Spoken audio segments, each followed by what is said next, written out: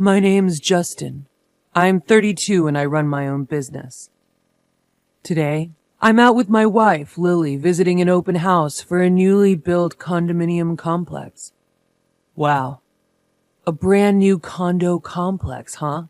I heard there are 3 different model units, each with a unique concept. I wonder what the concepts are. It's exciting, isn't it? Definitely. The person I spoke with when we booked our visit was so pleasant it made me look forward to it even more. We were buzzing with anticipation as we headed to the property.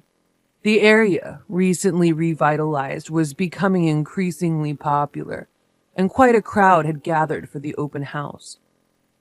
Excuse me, we had an appointment for the open house?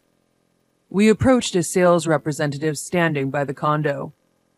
When we spoke from behind, he turned around with a pleased look on his face. But then, "You two are here for the tour?" The salesman frowned in an instant and stared at us, the couple, rudely. We weren't dressed inappropriately or anything. He sighed heavily and jerked his head toward the entrance. "Please, go this way." "Thank you." We were a bit taken aback by his strange behavior, but with the presentation time closing in, we made our way to the venue. "Oh, this room is so cute. I liked the classy one we saw earlier, but I love bright colors, so maybe this one is more my style." By the time we were exploring the model units, Lily and I had forgotten all about the sales rep and were completely absorbed in evaluating the rooms. The windows are large, which gives a sense of openness, and the view isn't half bad, right? It might be a big plus. As for the layout, well, this type would provide plenty of storage, even if we have a lot of stuff. Doesn't that sound good? After we'd looked around all the rooms, we settled down at one of the provided tables and started looking through the brochures, discussing our impressions.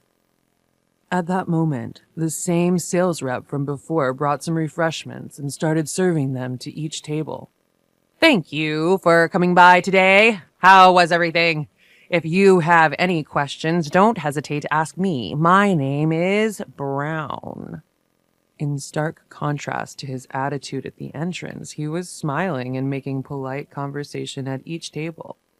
However, he breezed past our table with a pause and without leaving any refreshments for us. Huh? Lily and I just stared, dumbfounded. Eventually, after he had finished serving everyone else, he glanced our way and seemed to smirk before moving on. "Hey, that guy," Lily whispered to me, furrowing her brows. "You mean the one who was so rude to us at the entrance?" "Yeah, that's him." We never did receive our drinks or the extra information we'd asked for. The excitement we'd felt had completely vanished, replaced by a sour mood. "I thought the ad looked promising." Lily looked disappointed. As we were getting ready to leave, we heard Brown's voice. Apparently, he thought he was alone. "Man, that clueless couple today was a real pain. They're so out of touch with their own status, it's just sad." "No kidding." Brown shook his head. "I saw from a distance they parked their car in the coin-operated lot. They rolled up in a tiny compact car. Never thought they were here for the tour. They looked so plain and broke. They should know their place." Lily and I looked at each other. It seemed like Brown was talking about us. Indeed, we had arrived at the venue in our compact car. Compared to those decked out in designer wear we spotted at the viewing, our attire may have seemed modest. Why should I waste my valuable time on folks like that? I ignored them. They were dumbfounded. Ha ha. Mr. Brown, isn't that not quite right?" From now on, let me handle the refreshments and materials. The one to argue with the abrasively laughing Mr. Brown was apparently his junior colleague. Shut up, Johnson. Don't be presumptuous as a newbie. I am the one who will be managing the contracts. You wouldn't dare undermine me for the incentive, would you? No. No, I didn't mean to. In response to the harshly spoken Mr. Brown, the junior named Johnson closed his mouth, looking distressed. From the following exchanges, it became apparent that the one taking care of all the preparations was Johnson, while Mr. Brown was cherry-picking the good parts of customer service. It kind of ruined my mood. On the way home, Lily let out a sigh. Since we remember these things, let's pass on this apartment today. It's a shame because the show suite was so nice. But it just doesn't feel right. I agree. If we proceed with this, we will likely have to face Mr. Brown again, and given what happened today, I can see where this is going. We decided to look into other properties after discussing it. 2 weeks later. Justin, what do you think about this property? Lily said, pointing at the PC screen. It's a bit over budget, but I'd like to go and see it. Only a few units left, huh? You're weak for these marketing phrases, Lily. You always end up buying things that say limited edition, even suites. As I teased her, she laughed and said, Don't compare it to suites. And we quickly clicked on the button to book a viewing. However, the day of the viewing brought back the nightmare. It happened when we arrived at the venue and tried to get the documents. You gotta be kidding. Give me a break. A slight tongue click and a familiar voice rang out. When we turned towards the sound, there was Mr. Brown, who had bad-mouthed us at the show suite viewing the other day. We didn't expect to see him again so soon. And upon closer inspection, the person we had asked for the documents was none other than Johnson, the junior colleague. I involuntarily pulled my hand back from taking the documents, but Johnson, who seemed to not remember us, looked puzzled. Then, Mr. Brown interjected. Excuse me, what is your profession? His rude question irked me, but I decided to see how he'd react first. I'm self-employed. Huh? Upon hearing my answer, Mr. Brown didn't even bother to hide his mocking expression. This place is out of your league. It's a waste to even show the last unit on the top floor to people like you, got it? Mr. Brown, with the feeling that we should go home quickly, started to turn us away. At his behavior, I was the one to say, "What?" this time. Then Mr. Brown showed a smirking smile. Don't get it? It means no, poor folks. Understand? Sir? Please stop it. I'm very sorry. Here are the documents. Johnson, stop messing around and don't increase our workload. Johnson's attempt to intervene was ignored as Mr. Brown took the documents from him. Are you saying we should choose our customers? I'm not convinced. Lily couldn't help but confront Mr. Brown, but he didn't seem to care at all. Yep, this is a luxury apartment building where high society resides. We decline entrance to the poor. He clearly was implying that they should leave. I couldn't keep quiet and spoke up. I highly doubt you have been given the responsibility to screen the potential buyers. Could you please call your superior? But Mr. Brown just shrugged it off. I can't do anything about what you're saying, like I told you. This property is designed for the affluent upper class. It's not something people like you can afford. His statement was shocking. Mr. Brown, that's rude to the customers. Please stop. I'm very sorry. A flustered Johnson tried to mediate, but I cut him off. So we, as a couple, are denied the viewing, right? Mr. Brown then smiled triumphantly. Exactly, he said in an arrogant tone, gesturing us towards the exit. I wouldn't even do it as a favor. Lily, who had been silent next to me, finally lost her temper, and we left the venue indignantly. What? Wait, please. After we walked some distance, we were stopped by Johnson, who had run after us. I'm truly sorry.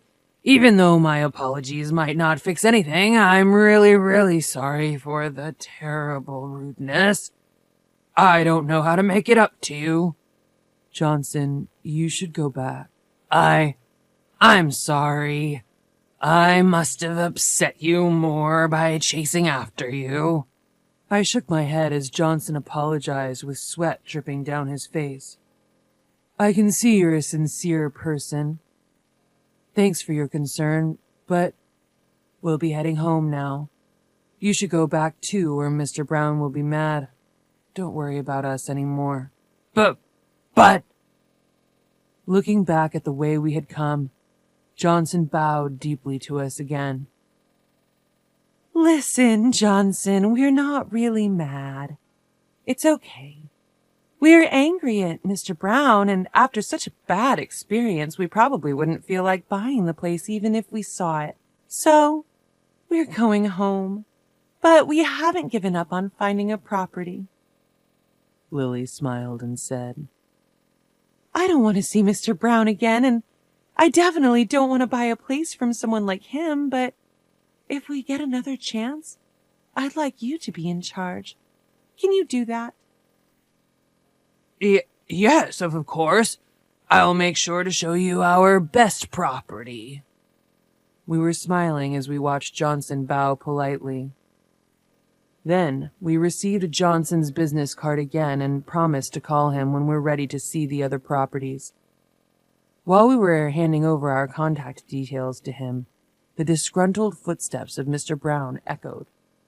Johnson, where did you put the contract documents? Jeez, you're never around me when I need you. What are you doing? Don't embarrass me. As he yelled, Mr. Brown noticed us and with an exasperated look nudged Johnson. Stop doing useless things. Don't waste your time with these poor folks. There's no gain, not even a cent, or should I say a penny. Now hurry up and get those documents. Got it? With that said, Mr. Brown grabbed Mr. Johnson by the scruff of his neck, struggling, and started to backtrack the way he came. Hey, quit the rough stuff. Upon raising my voice with conviction, Brown let out a snort of laughter. Are you still there, poor man? Ah, is that you? You don't like being told that you don't have time to be poor, so you're pretending to be free? Go home early and work hard. He waved his hand as if shooing us away and started to drag Johnson away. Hey, Justin, I'm about to reach my boiling point. Me too. While watching Lily clench her fist, I wholeheartedly agreed. About an hour later, during the drive home in my favorite compact car, when a call came in on my smartphone, I asked Lily to answer it. From the phone, now on speaker, came a pleading voice. Sorry, can you come back right away? The voice had changed, almost like a different person, but it seemed to be that of Brown. What can we help you with? When Lily asked, a hurried reply came. There's something I want to tell you. We don't want to go back to you. What do you want to say? You can tell us over the phone. You sound so haughty. No, nothing. Can you please calm down? As Lily coldly brushed him off, there was a hint of anger in Brown's voice again, but for some reason, it quickly returned to a flattering tone. However, Lily showed no mercy. Well, remember how you said we wouldn't gain even a penny by dealing with you? This call is a waste, so goodbye. But wait. Ignoring Brown's attempt to stop her, Lily hung up the call, and when the phone rang again, she turned it off, deciding it was too much of a hassle. By the way, how much is a penny worth right now? At Lily's serious question, I couldn't help but laugh. I think it's about 0.03 cents in Colombian pesos. 0.03 cents, huh? Do you know a place with a lower rate? If it's Indonesian rupiah, I think it was about 0.009 cents. Then Lily started imitating Brown. Not even a penny to gain by dealing with the likes of us, or rather, not even a rupiah. Hey, do I sound like him? Who's smarter? Both are kinda so-so. You're mean, Justin. And so we chatted away, enjoying a quick lunch before returning home. Then we spotted a figure in front of a certain garage. Hey, Justin, sorry for the trouble of coming back with your car. Robert, that's fine, but you brought them both here? We had no idea this was going to happen, and we're having a meal. Sorry, did we keep you waiting for too long? No, not at all.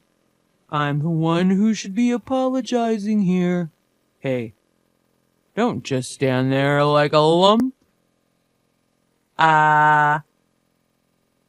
What? The one being threatened and shaking with fear was Brown, who had called us poor. Next to him, Johnson looked bewildered. Feeling sorry for him, I decided to reassure Johnson by revealing the truth. Johnson, relax, it's okay. Robert, the vice president of his company, and I are college buddies. Eh? Not only Johnson, but also Brown opened their eyes wide in surprise. Actually, Justin and I were attending the open house at the request of Robert. Oh, but we were really looking for a property.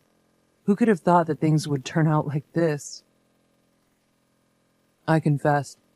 Johnson looked flustered while Brown looked at us in disbelief, as if to ask what we meant. We had asked Justin to dress casually for the viewing. We even arranged for him to use the small car we had prepared. Otherwise, well, look over there. The car in front of our garage is Justin's real vehicle. He's a well-known young investor around town. Brown, you can tell just by looking at that car you couldn't afford it even if you stood on your head, right? Yes, I apologize. Brown appeared to be trembling, likely severely chastised by the time we returned. A few months ago, we started receiving complaints at the corporate office.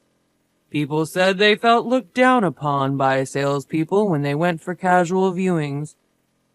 Everyone was saying the same thing, so I visited the site many times, but you acted polite in front of me, Brown. However, the features match you no matter how I think about it. I asked Justin to confirm once I left the site, and the result is this situation. Mr. Vice President, could there be some kind of mistake? Don't screw around. We have the recorded conversation. Do you want to deny it until I play it back, eh? I apologize. Brown tried to make excuses, but of course that wasn't going to work. He wilted under Robert's scathing words. You're apologizing to the wrong person. I am really sorry. Brown lowered his head as if he were trying to bury it into the ground. But if saying sorry would be enough, there would be no need for the police. Don't think this ends here. You'll take full responsibility. Brown shrank back even more, looking as if he were about to cry upon hearing Robert's muttered threat of damages. I'm sorry. It really was all my fault, but, the compensation.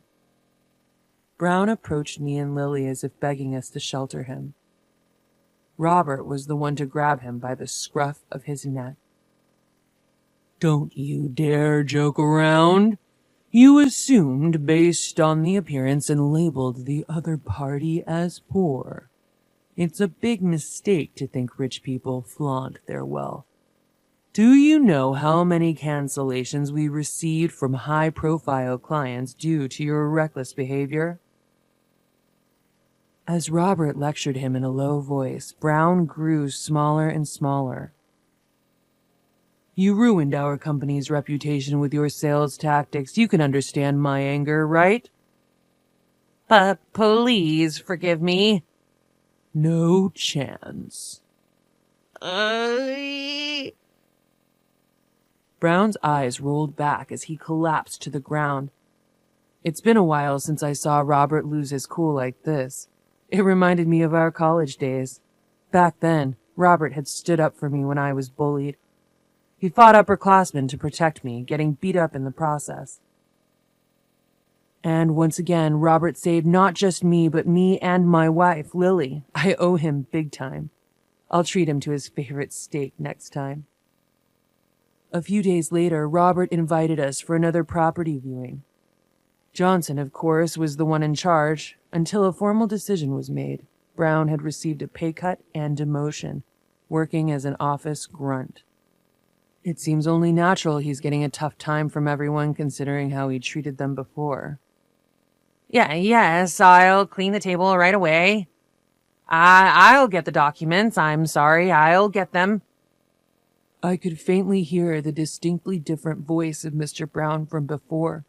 Later, Mr. Brown was sentenced to pay damages and was struggling to make repayments without his title or duties. Meanwhile, thanks to Mr. Johnson, we managed to acquire our ideal home. Moreover, due to Robert's consideration, we got it at a slightly discounted price. Mr. Johnson also seemed to be making great strides in his performance and was enjoying better treatment. Honesty is such an important thing in life, I thought to myself.